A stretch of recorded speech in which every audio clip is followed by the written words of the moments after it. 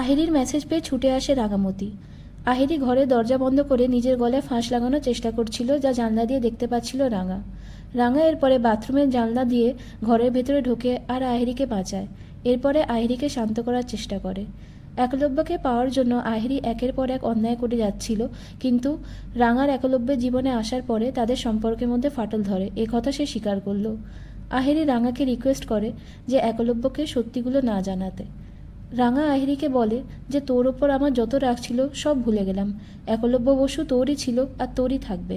আহিরি রাঙাকে বলে যে তোমার কাছে তো ভিডিওগুলো রয়েছে। রাঙা বলে যে না, সেগুলো নেই, চুরি হয়ে গেছে রেকর্ডারটা। তবে যেই চুরি করে থাকুক না কেন, আমি সেটা ঠিক খুঁজে বার করব। রাঙা আরও বলে যে তোর আর উড়ানবাবুর মাঝখানে আমি আর কখনো আসবো না, তোদের সম্পর্কটা আমি আবার আগের মতো ঠিক করে দেব। আহিরিও রাঙার কাছে ক্ষমা চেয়ে নেয়। এরপরে আমরা দেখি রাঙা আহিরির সেবা করছে। একলব্য দুজনের মধ্যে এত মিল আর আহিরির রাতারাতি এত পরিবর্তন দেখে অবাক হয়ে যায়।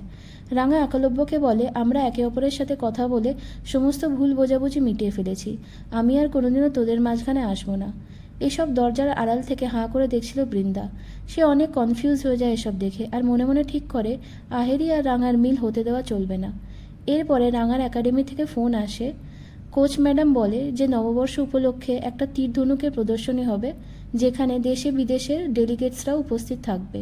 সে যেন এই প্রোগ্রামটা লিড করে। ওদিকে প্রমিতা একলব্যকে বলে তোর কি আহিরির ব্যবহার নিয়ে একটুও সন্দেহ হয় না? তবে সব কিছু মিটে যাওয়ায় প্রমিতাও এইসব নিয়ে কথা বাড়ায় না, তবে একলব্যকে চোখ কান খোলা রাখতে বলে। অন্যদিকে কোচ ম্যাডাম রাঙাকে বকাবকি করে আর ওয়ার্নিং দেয় এই বলে যে সে তীরধনুকে মিসইউজ করছে। তীরধনুক নিয়ে সে বাইরের লোকজনদের ভয় দেখাচ্ছে, এসব খবর তাদের কানে এসছে, সুতরাং এগুলো যেন সে বন্ধ করে।